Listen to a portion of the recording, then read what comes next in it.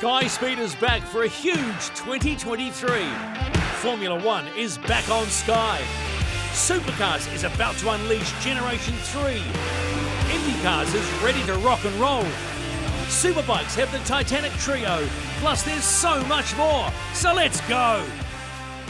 Hello there and welcome to season 2023 of SKYSPEED. And Murph, it's so good to see you, but did you know it's year number 10 for us? Hard to believe. When I start counting on my fingers how many it is at year 10, mate, it is hard to believe. We still are putting up with each other, which is not bad. Good, which is really good. Not bad. We have a monster year in front of you. It is a blockbuster year. But we're going to pause for just a moment.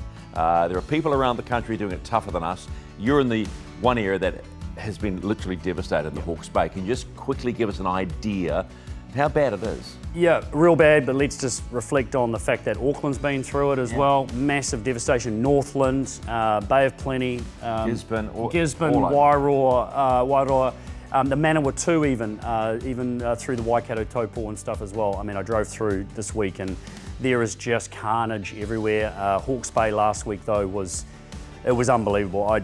It's hard to put into words. I mean, it is utter devastation. The people that have just lost everything, and there is a lot of them. It's hard to comprehend in the land how destructed it is. It's hard to put into words. I don't really know. I still haven't found a way to really converse about it. So it's going to be a long road to recovery. Massive mess, and a lot of roads that are in absolute devastation, cutting off, supply chains and all sorts of things too. So.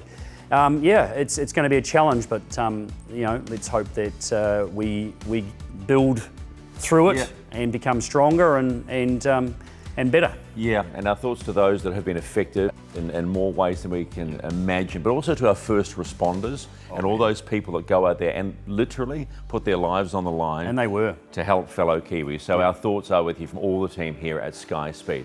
But let's try and move on in a positive manner. The big news we have for you in 2023, Formula One is back home, baby, and they are so pretty, these new cars, after all the livery reveals. 2022 was, of course, an amazing season for the whole team. I do think that with what we showed at the end of the year, by just making steady progress, we can be up there again in the front, but of course time will tell how much the other teams improved as well. Yeah, I'm really excited, and I know everyone back at the factory has worked so hard to make this beautiful creation. So this is the most exciting time of the year when you get in for the first time, you drive out the pit lane, and you get that sense, okay, you've got the power, you've got the feeling, the mechanical balance, the aero working. That's what we're excited to see.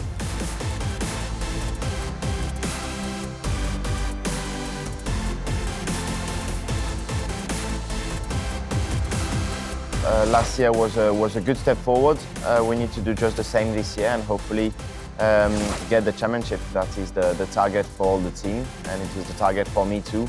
Get more wins, hopefully be more consistent from the first race to the last race, and hopefully we'll get that title. Every new season with the new car is an exciting time for us drivers.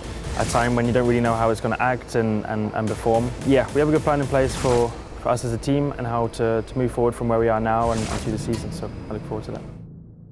No denying a Formula One car looks uber cool. Pretty tough. The Formula One Gulf Air Bahrain Grand Prix, all coverage starts on Sky on Saturday, March 4. I am genuinely excited, not the fact that it's back where it should be, but I want to see Ferrari do something this year. Well, they'll do something. Yeah, well, I honestly believe if they hadn't stuffed up tactically last year, the battle last year would have been different. Well, a few more heads rolled at Ferrari late last year, and they got a new boss, and things have changed again. There's a culture, in Ferrari, and it's got to change. The Italians have got to switch it up a little bit and start moving into the modern era on how they operate those kinds of deals. Because they've got the tools. They've got the drivers. They came out with a hiss and a roar last year and it all started to fall over. I mean, when you're starting to ask the driver, when you've got hundreds of people in front of computers and all over the world making decisions about it. And you start to ask the driver, hey, what do you think we should do? You are in trouble. Yeah. And that happened so many times last year. And that does not happen at Mercedes, whose car looks very cool, you know, all black. Well, they now. made some mistakes last year too, which is interesting. And you will get that. Under so much pressure there is. But I think they need to simplify, in many respects, Formula One on how they go about that. They got too many people. Sometimes you just got to actually look out on the racetrack to see what's going on and make a decision rather than, that's it. It's going to be a windy day. Yeah, it could rain. Yeah. Cars will go fast. I really just hope it is a fight. I think Lewis Hamilton and George Russell. You think they're back? You well, think Mercedes are back? They never were away, but... They were catching up fast at the end of last year. Remember, we're 12 months into this new era of car with the ground effect and everything, and the porpoising, hopefully, is going to be a thing of the past. But that set up last year, remember. That was the talking point for so long, and who was on top of it. Red Bull were on top of it very early. Mercedes struggled, who we didn't think were going to struggle, with that. They struggled for a very, very long time. The big question is, you've got your champion, you've got Red Bull Racing, right? Who, by the way, in 2026 have aligned with Ford. Ford are coming back into the game, the Blue Oval. No one, did you see that coming? Well, they were talking, alliances with everybody else, and then all of a sudden Ford pops up. So more of that will come out this year. Obviously, a lot of talk about that and how that's going to work, because Red Bull have their own powertrain company. That's right. So Ford are going to be tipping in a whole lot of money, I would have thought, and Red Bull will be managing it. The flip side here, though, is that, Honda were going to pull out. They were talking about pulling out. Now there's discussion that maybe they might reunite with McLaren. How good would that be? Let's just go rewind a couple of years and see how that turned out last time. Yeah, but technology moves on. Come on. Technology? Oh my God, memories are short. That is incredible. Anyway, testing is going to be interesting, but it will not tell the story because they all fudge. They've all got an immense testing plan, which doesn't necessarily roll into the racing. So they're in Bahrain this week, starting the testing process before the Grand Prix starts. So there's a lot to be done, and the cars have had lots of tweaks, lots and lots. We're not seeing the real car. Yeah, we can't sort of see all that stuff, but that's going to be a big talking point for the next few weeks before they lead into the Grand Prix, which is always interesting stuff. But I wouldn't read too much into the testing. But yeah, there's a whole lot of stuff. I mean, Gasly at Alpine. I mean, that's going to be quite exciting. Jack Doohan, new reserve driver, another That's Aussie. right. Fantastic, and he deserves it too, based on what he was doing. Nick De Vries at AlphaTauri, a spot that we know should have gone to one Liam Lawson, who will race Super Formula in Japan this year, and that'll be fun to keep an eye on too. It's going to be awesome to watch. I mean, Liam's, I think he's in a great space. This is real prep for him for 2025. No, what? 4? Can't remember what year it is. Are we still convinced 2024 is his year? I am. I don't know, but I'm convinced because of the prep that he's going through now through Super Formula. Reserve driver, number one reserve driver, Daniel Ricciardo. Daniel Ricciardo's just flopping around making social media for Red Bull, doing all that stuff, and do a little bit of whatever he's going to do. And reserve driver when Liam can't be there because of Super Formula. But Liam's he's in a great spot. Okay, who wins the championship this year? Verstappen. Straight off the bat. Yep. Straight off the bat, you went Verstappen. Didn't even think about it. He won the series last year of 4 races to spare or something. It'll be a fight this year, I think. It'll be tougher. It'll go down a little bit more to the wire, but I think he still will. So, lots to look forward to. Formula One is We've back only just scratched on the Sky surface for 2023. But when you get excited about that, and then you think about the new supercar season, and all the new cars have come back and out, and I'm tough, man. If we're talking, these are, as I told you, and you haven't admitted to me. You haven't admitted to me yet, but they are muscle cars. They are proper tough muscle cars. Man, they look good on track. The new supercars. They have definitely got a bit of this going on. Here we are today in Sydney, just out from the big season launch and the first official test for the year. So stunning backdrop here in Sydney, and first time we've sort of seen all the cars together in the flesh. So an interesting day for the drivers. We're all eyeing off each other's cars and builds, and certainly a lot of firsts here today. So many new elements to the sport this year. It's a nerve-wracking time, but definitely an exciting time. Look, I just think it's a new era, and it's exciting to see race cars that look a bit more like, the road car models that we do have on the road, and people can go buy these from their favourite brands. So I think that's probably the most exciting part And I think the racing, as it always is, going to be door to door. Hopefully a bit more door to door than it has the last couple of years. And yeah, it's going to be exciting.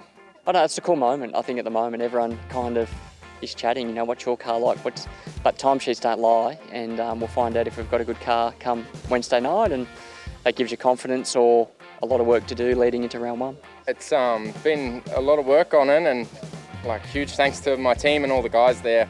Had some long days, but when we rolled out for our test last week, cars ran faultlessly, and yeah, credit to the team, they've done a great job. So looking forward to a couple of days' time doing a test and racing in 2 weeks. It's the biggest change in the category ever since I've been in it, 20 or 30 years. It's enormous. For the drivers, we have to relearn the best way to drive. For the mechanics, they need to relearn how to work on the car. For the engineers, they need to relearn how to engineer it. Strategy of the races is going to be different. So to do that for the first time on a track like Newcastle is certainly for us incredibly nerve-wracking. But we're very excited for the challenge. When you don't have a lot of running with this car, you go to one of probably the most, I think, brutal street tracks we go to. I call it Little Mini Macau. It's super tight, you know, the curbs are aggressive, and with this next generation of car, we have no idea what the durability on a street track like that. So like I said, put 25 guys on the track with several different teams. We all want to beat each other. It doesn't matter what we're driving. So yeah, I'm just super excited. They look good. You want to see professionals, you know, earning their way. You know, you don't want it to look easy, and sometimes I think previously, although it was hard, it still looks easy. I don't think you're going to see this from these cars. So go to Newcastle, I don't think you're safe anywhere as a driver. So yeah, we'll be earning our way up there, that's for sure. Yeah, they look good. So yeah, see how they go. There's one word that Murph hates me using all the time, but I'm going to use it for the new Gen 3 supercars. Oh, here we go. What are they? Cool. Exactly right. They are You can use cool. it this time around. I'm genuinely... You're without words, Stephen. That is what you're without, because they are so good. And you questioned it last year. You questioned, oh, I don't know. No. They look fantastic. They look fantastic. And you know what? The work, I take my hat off to the teams, because I really, late last year, beginning of this year, the amount of sort of the words that were coming out of Australia around how the delays on parts and bits and pieces for these cars, I take it off. And we knew they were always going to turn up, but man, well done teams, well done supercar teams for getting the job done. They look awesome on track. They sound fantastic. How will they go in racing is the question. Well, that is the question, but that's why we're all going to watch. That's why we're all going to watch Newcastle in a few weeks. Official testing this week, and that will start to set the tone. Unlike Formula One, the cars are the cars. They can't go and modify them and change them. And that's the beauty of this year, remember, that these cars, they are effectively all the same. They are. There is control parts all the way through these cars. It's the most controlled, parity-driven that supercars has ever been, which excites me massively, because that's where I think it needed to be a long time ago. Oh, okay. So you got what you wanted, okay? Well, I think I did. Alrighty. Yeah. Some cool liveries. I've got to say the Red Bull one was, I think, the last one to be released. Outstanding. But here's the thing. Richie Stanaway is going to race the Enduros with SVG. Yes, he is. Yes, that all happened late last year. Great news for Richie, very exciting. You know, and he's excited. He's pumped. He is so pumped about getting back. Well done, you and Peter Adderton. Well, Peter Adderton was his idea, and neither of us wanted to do it. And look where we are now, 18 months later, or whatever it is. Can I just say, when it comes to liveries, because you know me, I love design and pretty things. Yeah, you do. The Walkinshaw Andretti Mustang, me likey the look a lot. I tell you, and the Mustang itself, whoa, is that a Mustang? Oh no, that's right, it's the real Mustang. Yeah, it's a real Mustang. I don't think you'll see a picture of the old Mustang against the new Mustang, because the old one, it will just make it look like it should never have been done, which it shouldn't have been in the first place. Anyway, yes, some stunning looking cars. I agree with you. I did see that car, that one, and it's quite clean, but it works. It works amazing. Yeah, I think it's the base white. Yeah. So some exciting times. So IndyCar is back. Oh, very exciting. And there's more Kiwis involved. We'll talk about that in just a moment, because they've been testing. And here's the thoughts of some of the big players after one of the tests, the Thermal Club. IndyCar held their first pre-season open test since 2020 earlier this month at the Thermal Club, a private, world-class facility located just outside Palm Springs, California.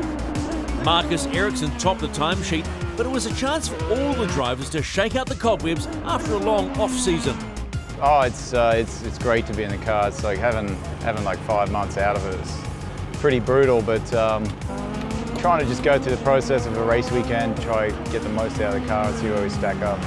Yeah, I think, any session you run, you're always learning something. The engineers have had a little bit of time in the off-season to think up some long lists, so, pretty big changes. This is the time to go through the big stuff that, maybe necessarily on a race weekend you wouldn't have the opportunity to try it. Yeah, the track was phenomenal this morning. I think a few guys put on tyres to start the day and the track was really fast.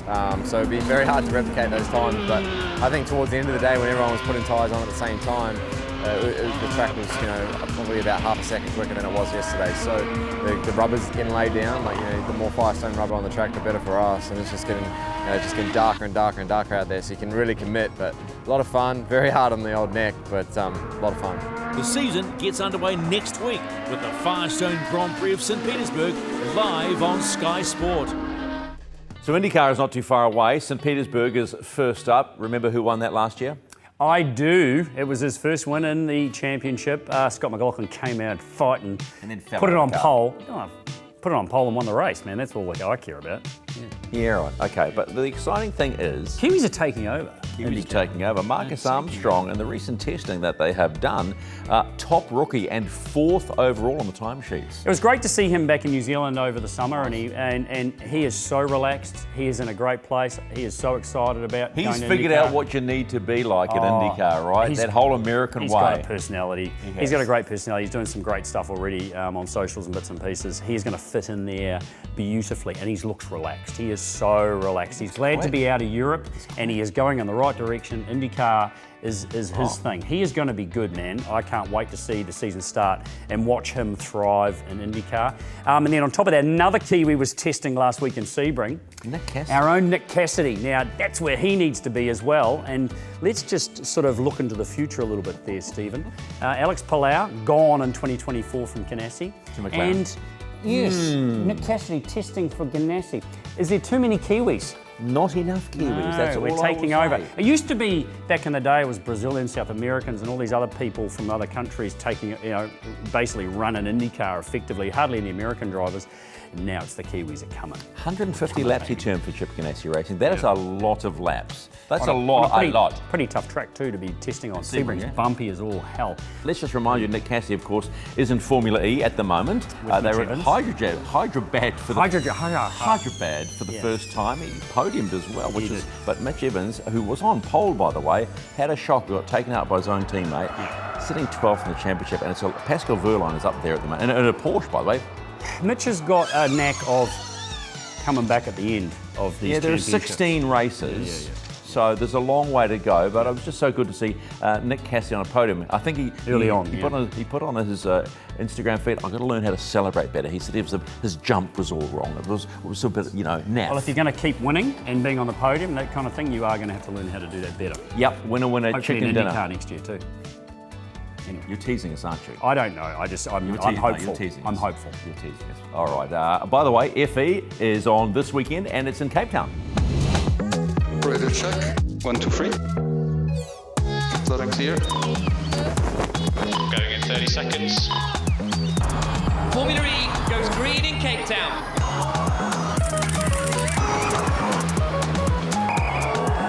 Prepare to be electrified. Push, keep pushing. Get ready for Cape Town Electric. New Year's Day at Western Springs Speedway is a tradition, and this year it had a special twist. In a tribute to one of the greats of the sport, the Michael Pickens 54 made its debut. So it's 54 laps, 5,400 to win, and 5,400 in bonus lap money. So slower guys are going to start off the front, and each lap they lead is $100 in their pocket. So it's a pretty cool format. It's something I raced in Australia years ago, and it's all about entertainment, and they're sure going to have that tonight. The Pickens 54 had a Western theme with cowboys on horses entertaining the crowd, trophies bigger than Texas, and drivers from the US making the trek down under for the first time in 3 years. I think this will be a really good race, and it's cool to have another driver put it on, especially like Michael with all the attraction he brings here, but then also, like you said, 54 laps is a long race, and I feel like the longer the race, the more opportunities present itself, and just more time on track doesn't hurt either. I hear a bunch about this place back home, and I'm good buddies with Zach Dahm, who's been down here a bunch, and he always tells me how cool it is coming here and experiencing it, and I just decided I want to try it for myself, and I was lucky enough to be running for committee in them, so it's been a great experience. Yeah, race is a little different than what we're used to at home. It's for being flat, it's a lot bigger than what we're used to racing on flat. You know, we have bigger racetracks and we have flat racetracks, but our flat tracks are usually really small. So a little different in that aspect, but an awful lot of fun to race on, and the double file restarts are real exciting. And so that took a bit to get used to the first go around, but I think we'll be really good tonight. It's crucial for our sport. It brings the crowds in, it lifts the game, it gives the promotion something to promote. So you know, it's a Kiwi tradition, so it's great to have it back. They've brought down the best in the world, so it's awesome. After facing US driver Justin Grant once before, Mosen picked up a few tricks for his second time round. Pretty technical, but he loosened his car up, which means taking grip out of it so he could run in a rougher part of the track, whereas I was avoiding that part because my car was tight, and then I was tightening it up to run in the slick part of the track. It's a bit technical, but yeah, I mean, I could have freed the car up, you know, but I'm hardwired to just maintain the grip and tighten the car up throughout the race. So it's just reminded me that there's another option. Taylor Reimer is one of the rising talents of US midget racing, returning to the sport after a long layoff for college studies. I started in micros and did that for several years, and I ended up stopping when I was 14 years old. Went to college, got a degree, just so I have something to fall back on. But I always knew I would start racing again. So right whenever COVID happened, I think I was it was 2020, I think, into 2020. I got back in racing, and here we are. Now I'm doing it full time. Also making a guest appearance, the man who can drive anything. How is your sprint car experience going? It's pretty difficult, but Brian and Sean, the guys, they're giving me good opportunity. So every round I'm getting better. But yeah, it's awesome to struggle with something and have to try and improve and get better. But yeah, it's a lot of fun. What is the biggest challenge for you in this thing? Oh, it's 500 kilos, 900 horsepower, and only 2 corners, but it's pretty tough. Oh, they call it 4, but it's only 2, really. The Pickens 54 was a dogfight the whole way through. Drama collecting the likes of Pickens, Mosen and Kofoid in a 12-car pile-up on the lap 13. And that was the Mosen's in there, Hodgson's in there. I think Mitchell got upside down. And after the 5th restart, Buddy Kofoid and Kiwi Jeremy Webb battled it out head-to-head for the final 9 laps. Going to be Jeremy Webb, Western Springs on your feet. A Kiwi takes the Pickens 54. Buddy Kofoid a fighting second. Yeah, and I mean the faster guys that started a bit further back, they would have wore out their gear trying to get through. So once I hit the lead, I mean I pushed pretty hard to get to the lead, and when I got there, I was able to cruise a little bit, knowing I'd have a bit of advantage later in the race. For a start, I can't thank HLR enough, but they gave me the opportunity to run their car. The car's brand new, hasn't hit the track till today, so I mean without them I wouldn't be here, so a huge thanks to them.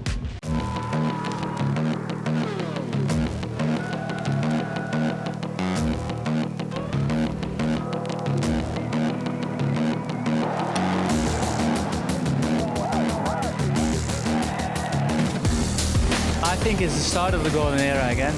I think it's a good moment for the championship. I really like how many fights there are. It's really cool for everybody, for riders, but also for the fans at home.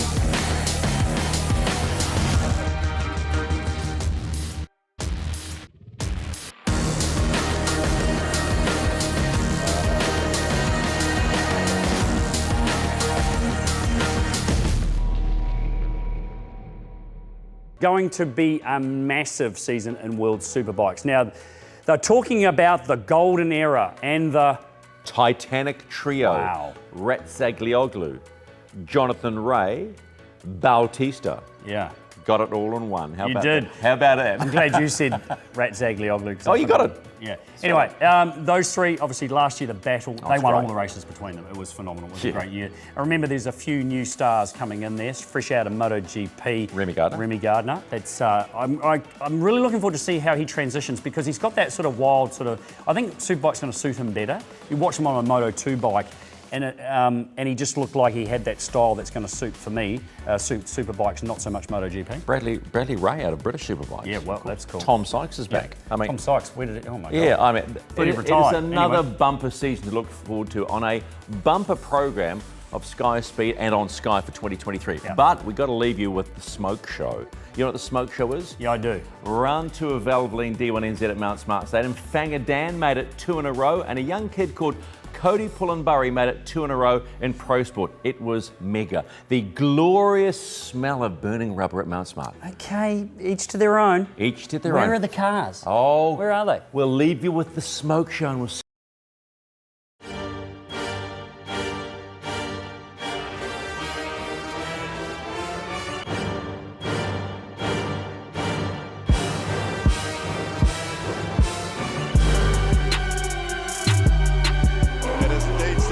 Entry there, real smooth Fanger. Look at that, still just a lot of power.